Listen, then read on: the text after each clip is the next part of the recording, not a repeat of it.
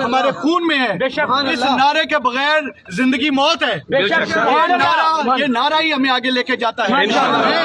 آپ سب بھائیوں کو، دوستوں کو یہ یقین دلوانے کے لیے دوبارہ ادھر کھڑا ہوں کہ یہ ملونہ اور اس پورے گروپ میں جو لوگ شامل ہیں ان کو نیست و نابود کرنا انشاءاللہ، قانون کے طریقے کے تحت قانون کے کٹہرے میں لے کے جانا اور تختہ دار تک پہنچانے کی ذمہ داری میری ہے انشاءاللہ.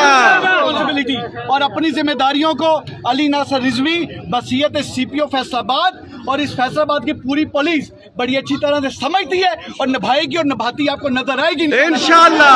میرے بھائی، میری بہنیں، میری بیٹیاں، میرے بزرگ جنہوں نے آج میرے ساتھ مل کے قانون پہ ایک ٹرسٹ کیا ہے، یقین کیا ہے، میری بات پہ یقین کیا ہے، ان کی یقین کا رکھوالا میں ہوں. قیامت کے دن پلسرات پہ آپ سب کو جواب دینا ہے